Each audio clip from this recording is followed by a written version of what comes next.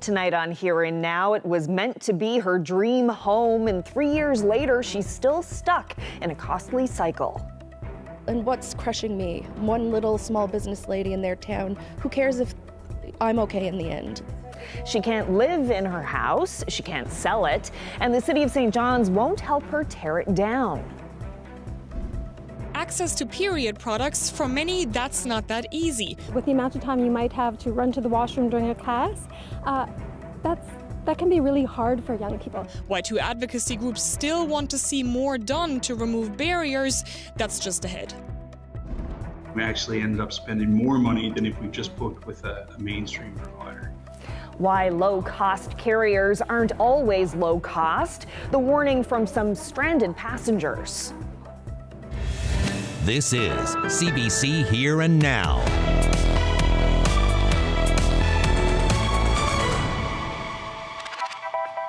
Good evening and welcome to Here and Now. A St. John's woman says she's stuck with a house that isn't a home. We first introduced you to Tiffany Elton back in January of 2022. That's when she discovered her home was originally a double-car garage and it had been damaged in a fire. As Here and Now's Ariana Kelland reports, the city is denying her pleas to tear down the property.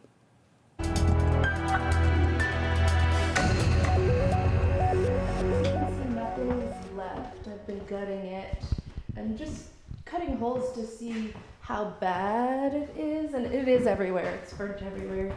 Every cabinet, every door is being taken off the hinges and sold. Tiffany Elton says she can no longer stay in her 776 square foot home in central St. John's. It's just really sad. Like it hurts to see your house like this. A CBC investigation nearly 2 years ago found that her home isn't a house after all. It was a former commercial garage that had been in a fire. Decades ago, the city approved a request to convert it into a home, but there is no record of an application for permits to do that work or an inspection.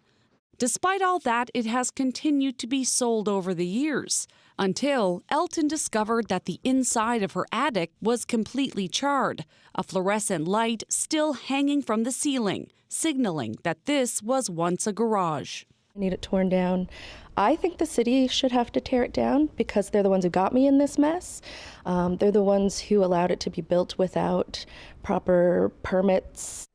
But the city says it's not their responsibility and denied her demolition request earlier this year. Elton can't live here and can't sell it for occupancy.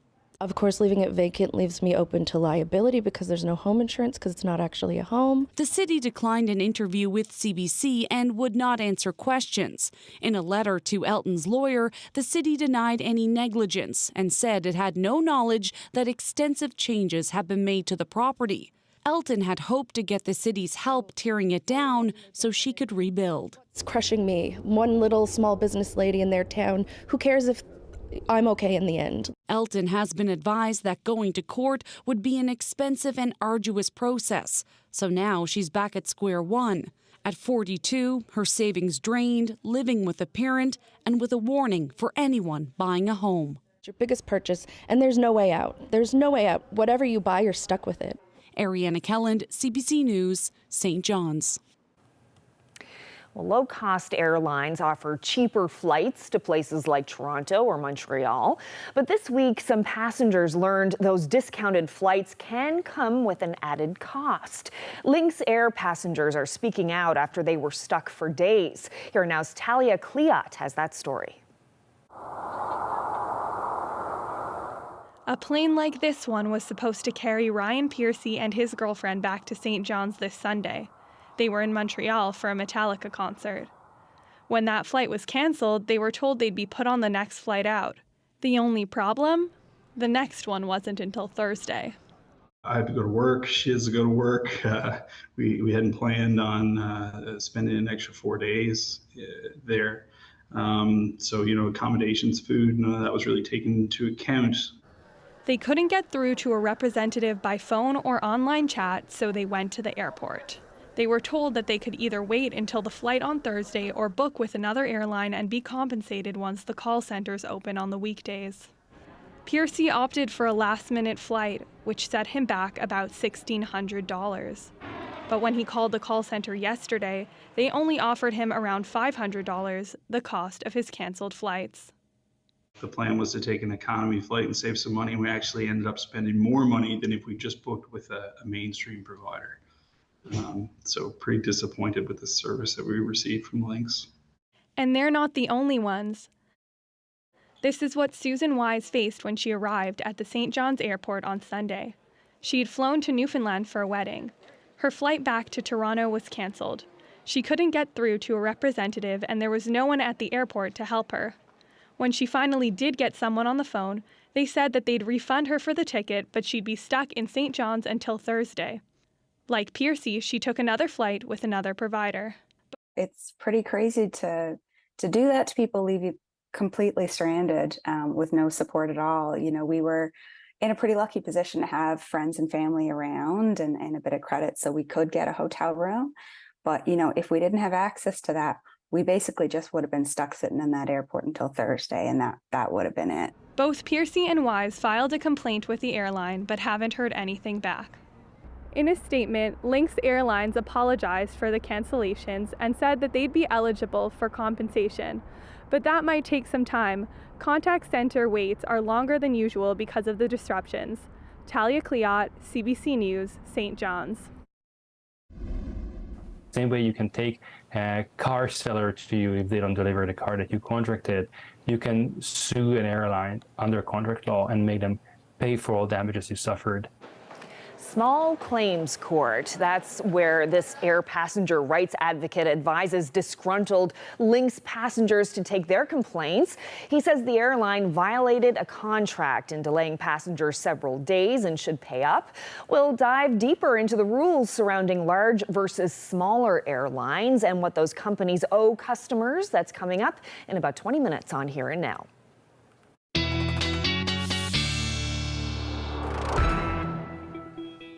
Been a generally cloudy day for most of us today, sitting under a relatively weak area of low pressure. A few showers out there through parts of central at the moment. That's generally going to continue as we head through the night tonight. We are seeing some clearing though along the south coast of the island, and the reason for that is because of the winds. That is also why temperatures are cooler out there than they have been for the last little bit. About 14 degrees this morning as you left the house, jumped up only a couple degrees. Well, 3 degrees to 17 this afternoon, but you can see those winds generally out of the east or northeast, so onshore flow. We're expecting this to continue at least for another day. Here's a look at those temperatures across the board. The warmest temperatures away from that onshore flow, about 20 to 21 degrees. Labrador, you're looking at cool temperatures towards the coast, but topped out at 18 in Lab City. Now, like I said, a couple days we'll hang on to the cooler temperatures as we continue to see that onshore flow. By the time we get into Thursday, though, temperatures really start to warm, especially across Labrador and parts of central Newfoundland. I'll get into all those details coming up. Thanks, Ashley. A man has died as a result of a single vehicle crash on the Avalon last night. According to police, the 26-year-old may have been impaired. Someone reported a dangerous driver in South Dildo. When police arrived, the driver reportedly sped up. His vehicle was later found crashed in a ditch. Police believe the man then stole the car of a person who stopped to help him. That car later went off the road at the New Harbour Bridge, and the man was pronounced dead at the scene.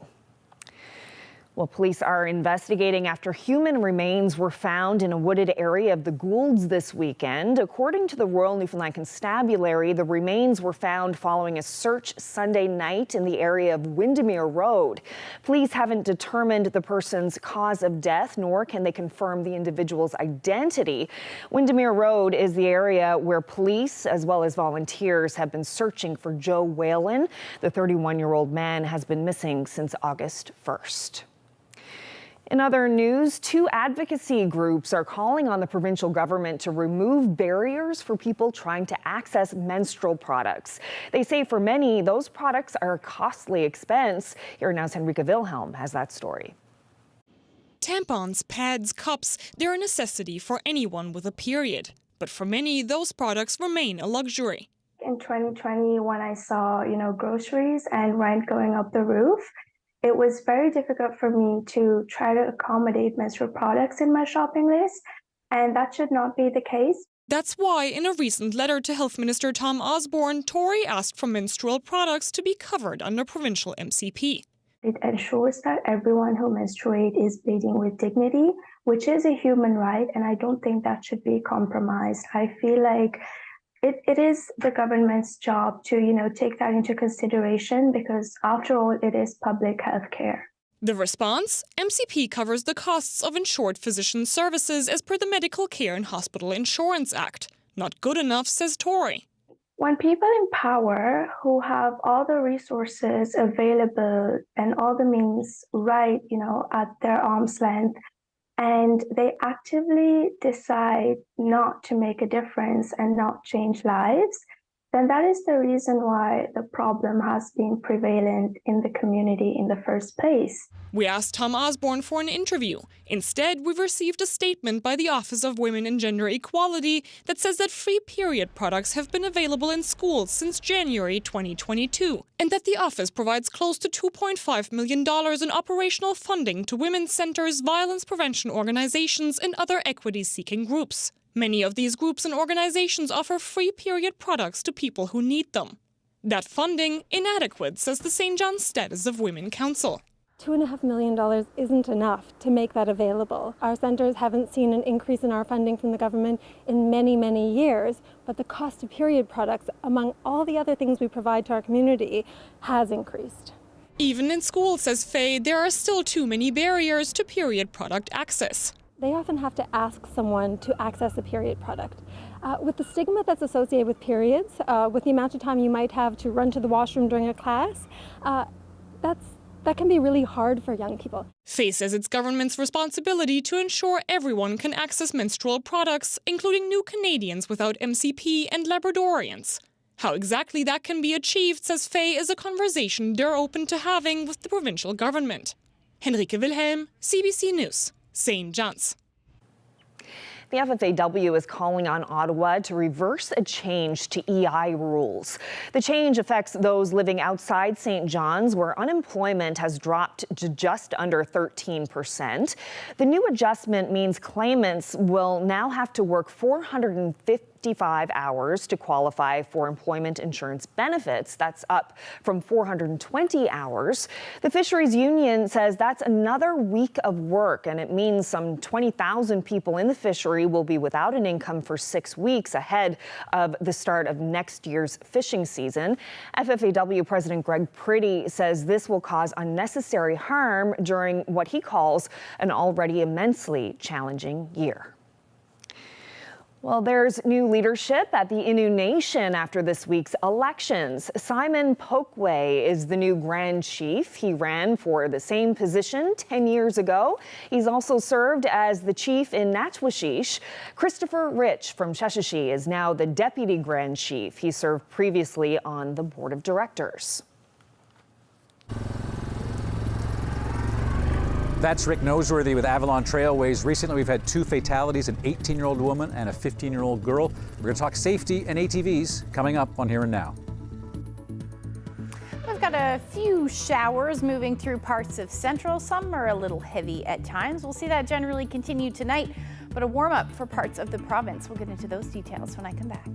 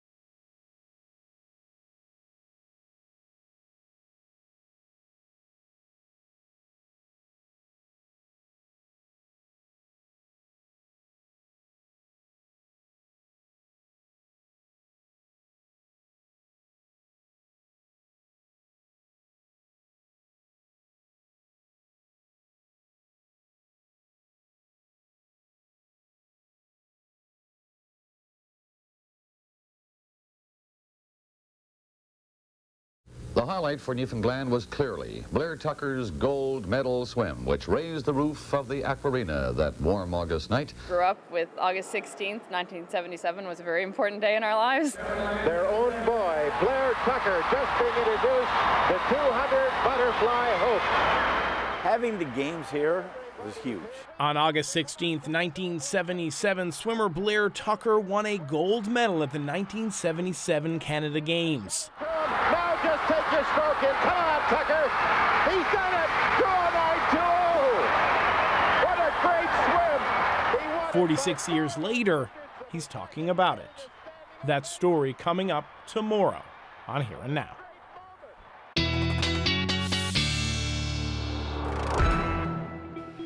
Well, certainly not the warmest of days today, Ashley, but I must say I got out for a hike early this morning in the woods and I came across a bunch of chanterelles, a bunch of mushrooms in the woods, chanterelle mushrooms. So it was a misty, kind of cool morning, but I was delighted when I saw that in the woods. Yeah, definitely, no doubt.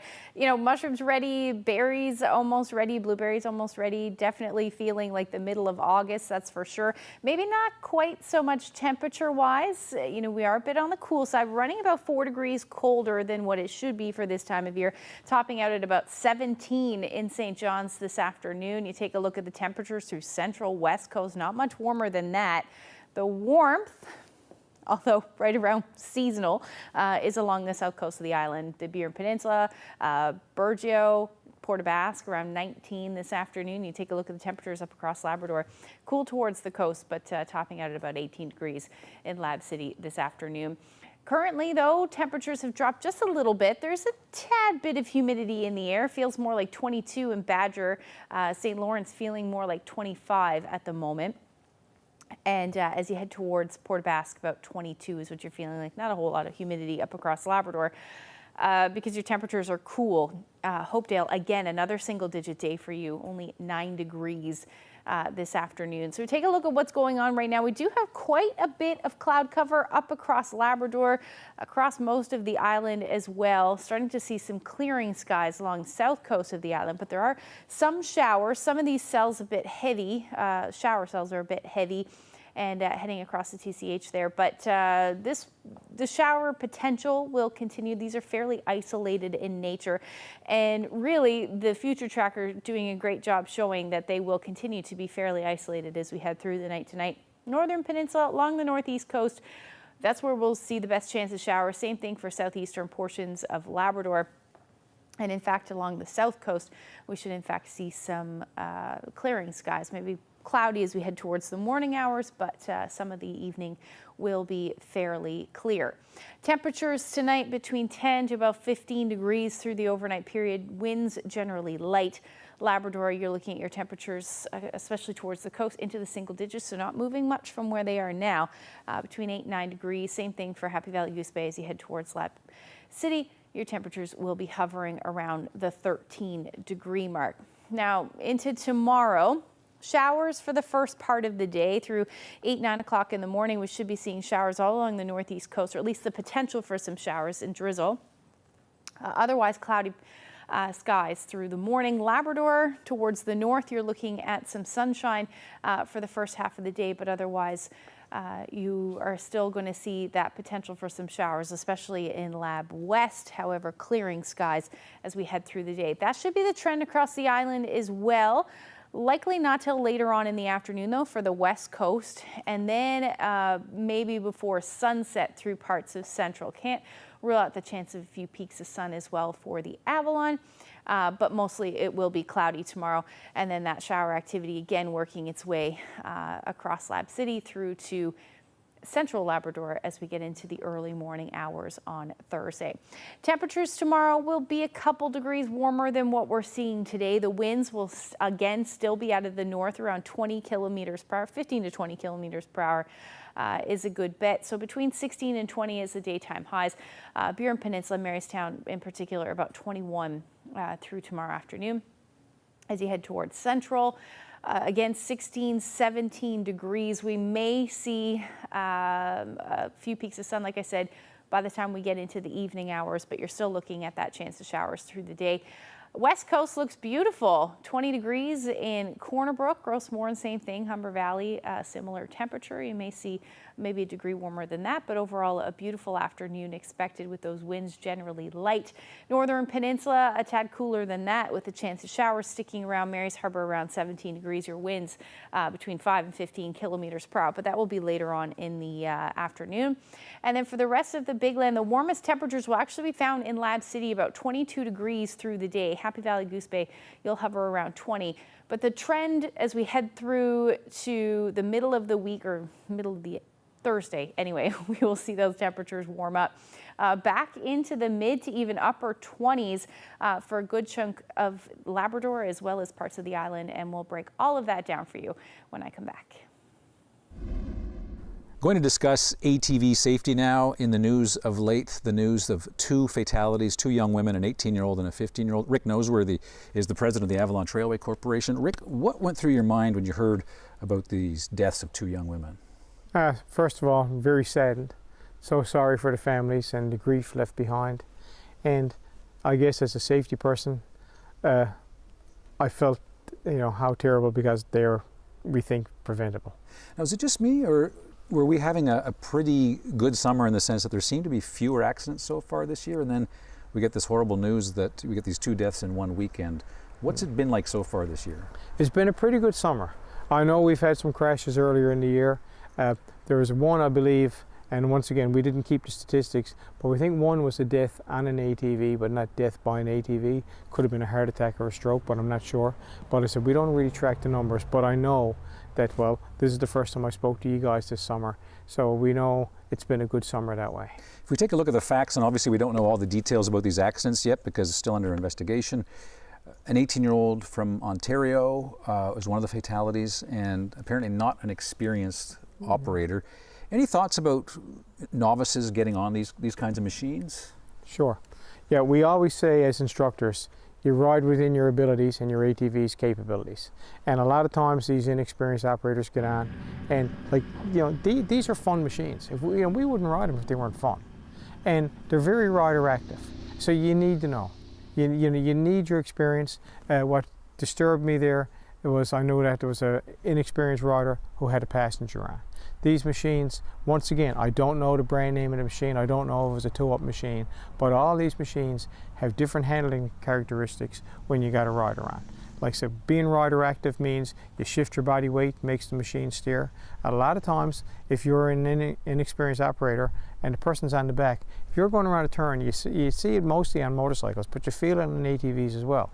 As the machine dips to go and make that nice smooth turn, the operator on back gets nervous and pulls back, and it throws off your turn. And the machine becomes wobbly. Being 4 wheels, not as predominant, but you do feel the body movement of the passenger. And for an inexperienced rider, that could have been a problem. Right, so that's for the ATV. Now the other accident with the side-by-side, is it just me, Rick, or over recent years as side-by-sides have gotten bigger and bigger, do people enter a side-by-side thinking, it's covered, I'm safer, and perhaps they think they're a little less vulnerable? Sure, certainly do. And once again, when you talk covered, I think they feel truck. They feel bigger. As if they're in a pickup. Yeah, something like that. And of course, the bigger the rig, the more comfortable you feel. But once again, not knowing the type of machine, but even these machines that are covered, what are they covered with? Is it canvas? Are they crash tested? So you don't know. And certainly if it's a canvas door, you're riding with a false sense of security because anything can come through it or you can go through it. But once again, now in particular, I don't know what the brand name or what the setup was, but it was very disheartening to find out that the passenger never had a seatbelt on and never had a helmet. I was going to ask you about that because there has been so much education, just even with regular cars, about the need to put on a seatbelt. In this instance, neither the driver nor the 15-year-old girl who perished were wearing seatbelts. What is it about the message that doesn't get through in some of these cases? I think the fun overrides the safety.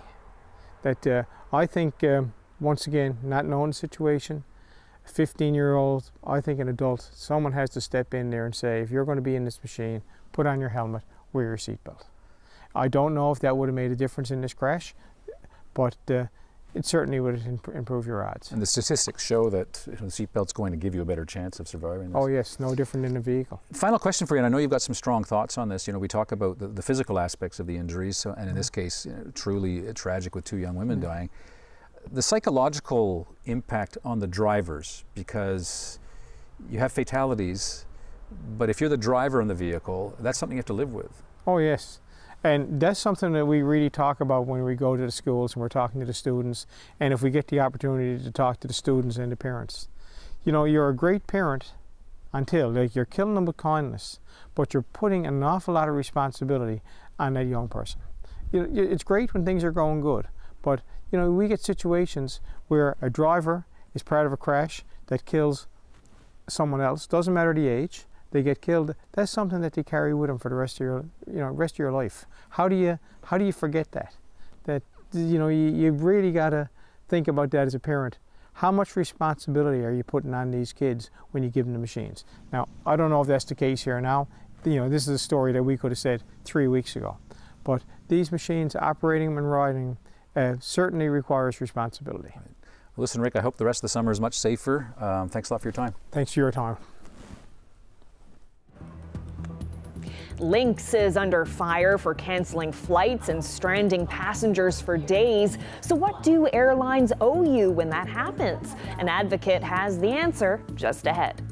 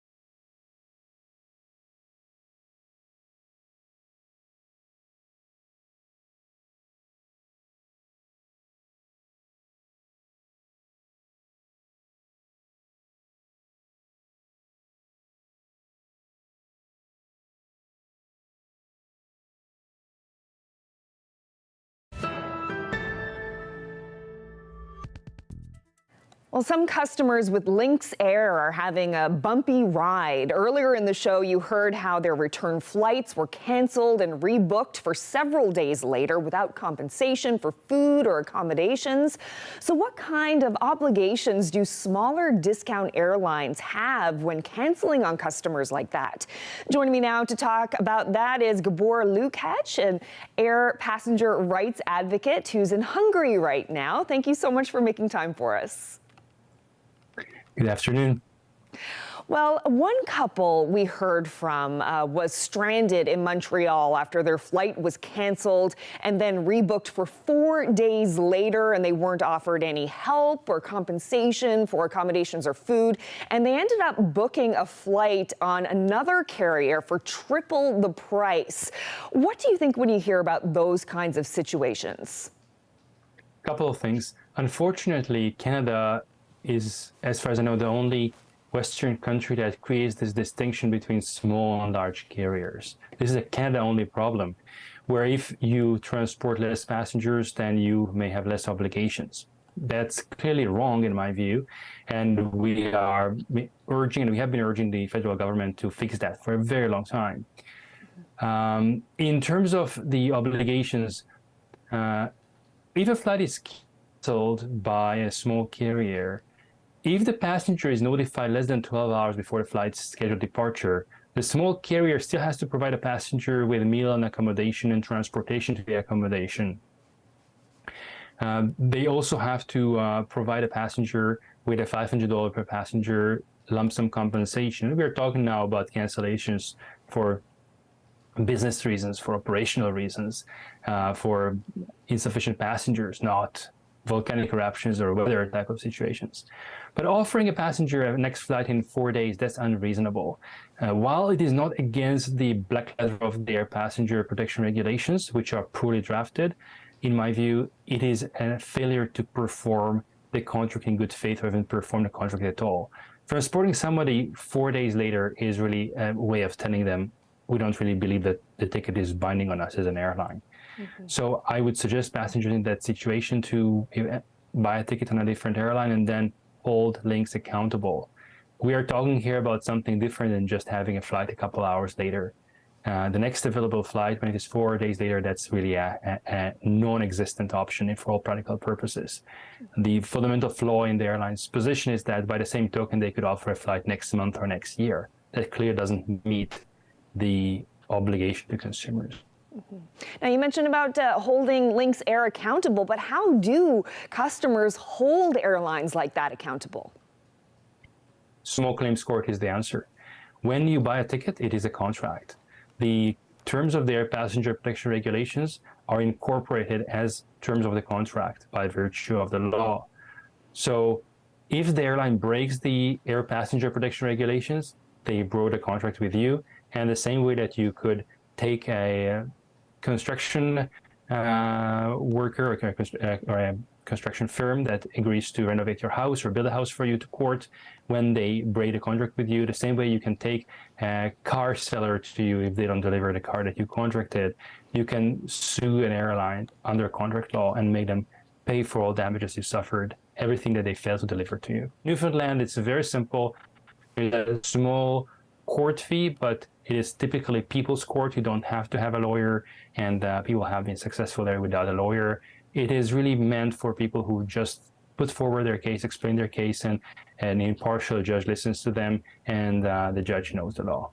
And unfortunately, the federal government is not doing its job. So what we are talking about is, in a normal government, in a normal situation, is really the federal government's job to hold airlines accountable and to create regulations that protect passengers.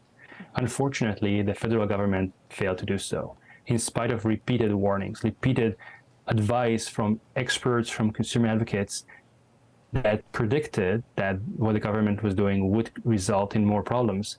The government just went ahead and created a set of regulations that are more smoke and mirrors than anything substantive. So this means disproportionate expense and disproportionate procedures for enforcing a couple $100 claims. The root cause of this problem is that the government failed to follow the European Union's gold standard. That's something that has been working in the European Union for years, and everybody understands how it works. It creates a level playing field, very simple rules. Airlines have to pay in the vast majority of the cases compensation. If whatever happens, the flight is canceled, even if it's a snowstorm, the airline has to pay for accommodation and meals, just to ensure that there is no debate between a passenger and an airline over a $200 hotel, when overall the cost of adjudicating such a dispute would be probably thousands of dollars. Well, Gabor Lukacs, thank you so much for your time today. Really appreciate it. Thank you very much for having me. Well, now, the passengers CBC spoke with hadn't been given any information about compensation, but since that interview, we have heard from Lynx Air. Now, the company says it apologizes to those affected by the St. John's cancellation, saying crew shortages are to blame.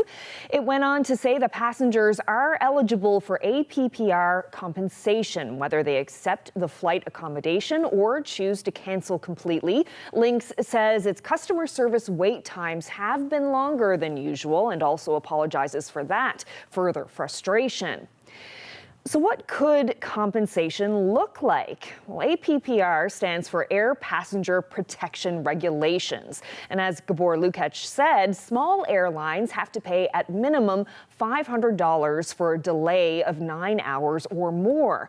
Now, for a 9-hour delay, a larger airline would be responsible for rebooking a passenger on a flight operated by any available airline, even a competitor. Small airlines, however, do not have this rule, and that's why Lukacs recommends small claims court.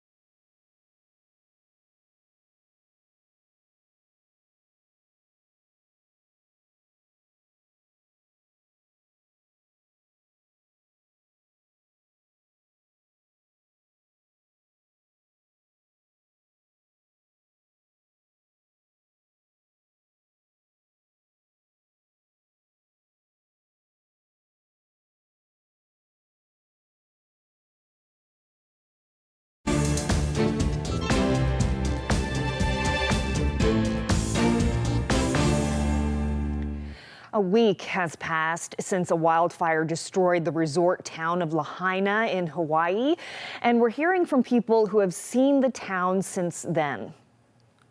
I was devastated. I was a wreck. I needed mental health, and I considered myself a strong leader, but it broke me.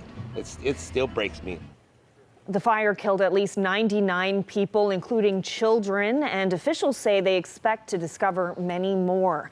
They're appealing for families with missing relatives to provide DNA samples. The wildfires in Maui are already the deadliest in the U.S. in more than a century. The cause is still under investigation. U.S. President Joe Biden says he plans to go to Hawaii as soon as possible.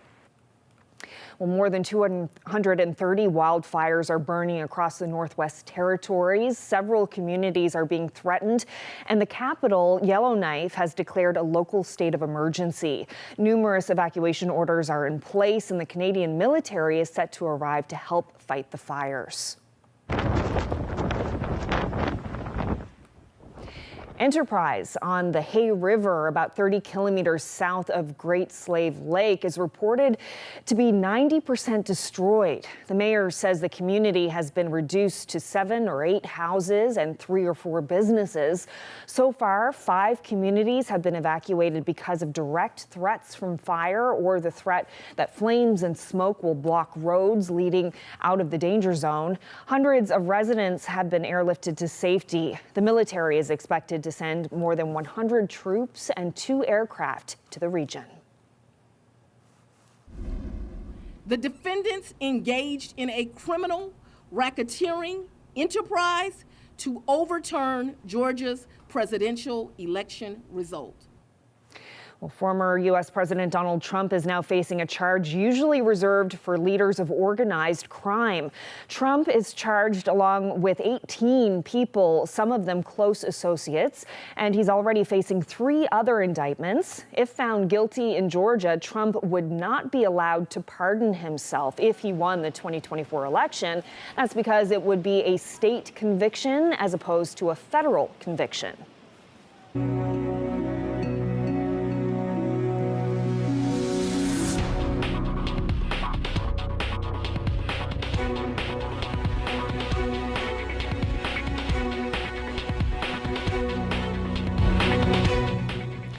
We've been asking for your concerns with care this year, the struggles people in the province face with providing and accessing home and respite care.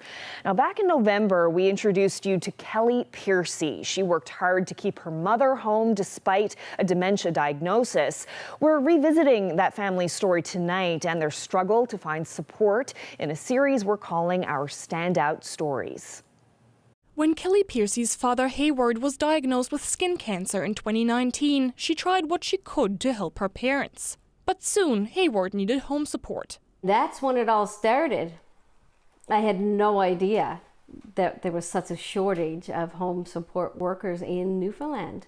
After her father died, Piercy's search for help was far from over. Her mother Sylvia has dementia, and it had gotten worse. The shock of Dad's passing really put her in a spin, and so sometimes she'd come out half-dressed, right? She couldn't figure it out. And then we figured out she didn't know how to do her hair anymore. And then Mom was a very big knitter. All of a sudden, she had 2 needles in her hand, and she just couldn't put it together. About 10,100 people in the province have dementia. This number is expected to increase by more than 40% by 2030 to 14,500. But Piercy struggled to find workers. The home support agency I was dealing with, well, I'll send somebody from this town for a few hours or that town for a few hours, but it never really worked. So I finally got on the phone and said, "You don't have anybody, do you?" And they didn't.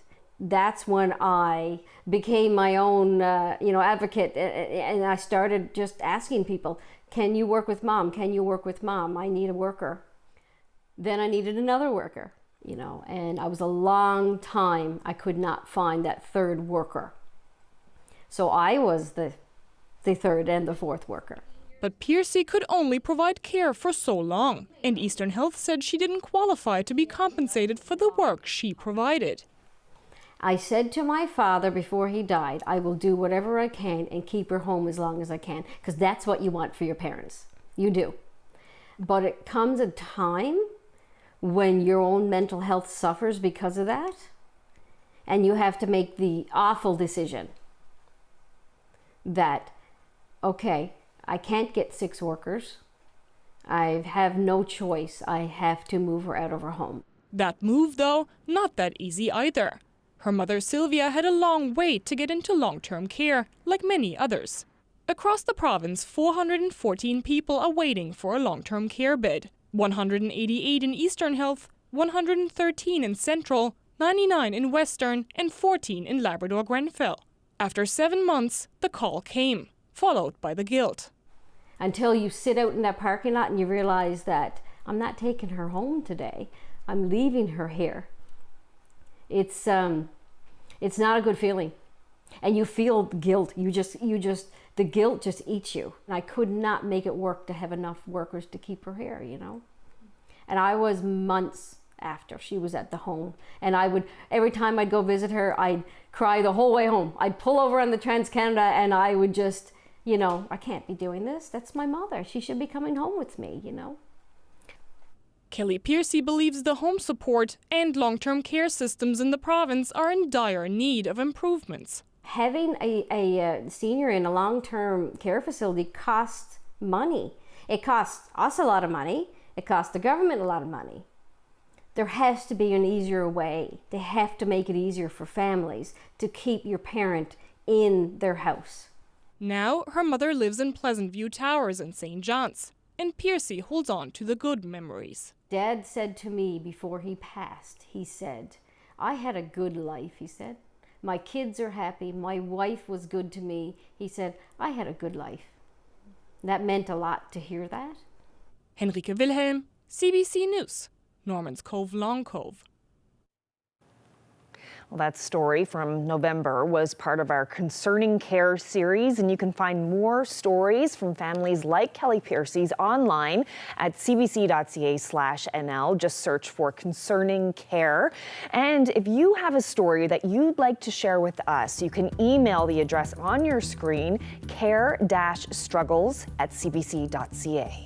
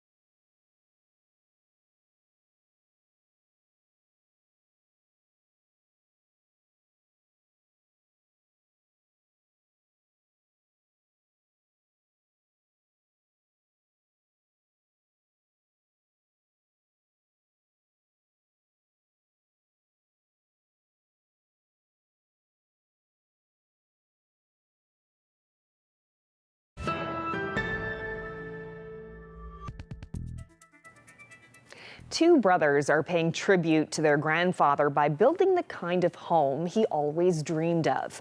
Their pop was a homesteader in southern Saskatchewan in the early 1900s. John and Frank Robinson decided to construct a traditional home near Edmonton in his honor using traditional methods. Here's how it went. I wanted to see if we were as tough as our ancestors were. If we could actually build a house without any electricity or cordless, tools, and what it would be like to do that. How much work would it be? How long would it take? Well, our grandfather homesteaded near Assiniboia, Saskatchewan, which is south of Moose Jaw. And he was a carpenter, and he built his sod house.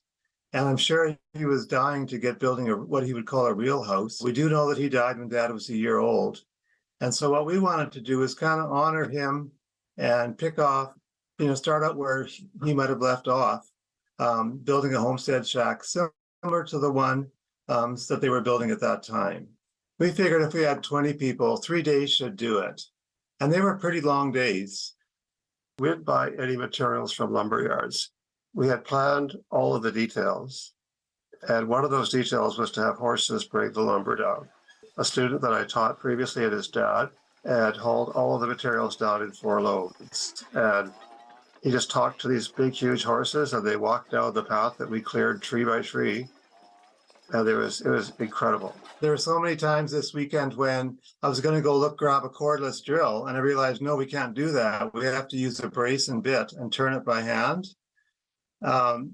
But your first nature is to just do whatever's easiest. And so we had people that were basically sawing almost the whole time. Well, it's going to be a place where people can come and basically leave their phones, leave their computers, and they have everything they need down there to be self-sufficient for a weekend. It's got a stove, there'll be firewood, and just live simply for a few days.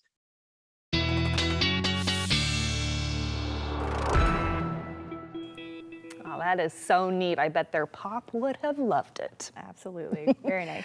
Well, looking ahead now to Thursday's forecast and into the weekend, how are things looking? You know what? Not too bad, actually. Temperatures are going to start to climb up. We're sitting under generally a ridge of high pressure. But that doesn't mean all of us will see sunshine. Let's take a look at what's going on through the day through the evening Wednesday and into Thursday. So there's you can see there's not a whole lot happening. Now, there is still a chance, so we'll see some showers develop, a slight chance along the south coast of the island. The reason for that is onshore flow, but it's relatively light as we sit under this ridge of high pressure. The reason why we know that is how the winds are, and if they're flowing clockwise, that is a ridge of high pressure. If they're counterclockwise, that is an area of low pressure. So up across Labrador, you're looking at the chance of a few scattered showers here and there through the day on Thursday. They'll become a bit more numerous as we head into the evening hours, but as you can see across the island, there isn't a whole lot to talk about other than that chance of showers in the morning. We should actually see the sun peek out at times through the evening hours, maybe a bit more in the way of cloudy periods, but overall the temperatures are going to start to warm up. So in around the 20-degree mark, maybe a few degrees above that through central, west coast, but the northern peninsula, eastern Newfoundland still hanging on to the upper teens, and that's the story for the southwest as well. Labrador, you're looking at temperatures climbing as well between 20 and 24 degrees. Nain, finally some nice weather. You'll be hovering around 19 degrees through the day. Evening hours into early morning Friday, not a whole lot to talk about. Still that chance of showers, so up across Labrador. We will see the clouds on the increase, so through the day on Friday. It should stay dry, but we're still looking at that chance, or at the cloud cover, I should say, maybe some showers for the southwestern portion of the island. Otherwise, it actually looks like a pretty nice start to Friday, but we will see those showers move in as the day goes on. Temperatures again starting to warm up a little bit. St. John's should hit the 20-degree mark through the day. It should stay dry for the concert as well, it looks like at this point, but we are looking at temperatures between 23 and 24 degrees. Labrador, really nice and warm. Happy Valley Goose Bay, 26 degrees it looks like, and as you head towards coastal areas of Labrador as well, particularly Cartwright, you will likely see those temperatures in the mid to upper 20s. Long range forecast showing a bit of a cool down as we get into Saturday for St. John's and eastern Newfoundland, down to about 18 degrees. Chance of showers will return as well right through Sunday, it looks like at this point.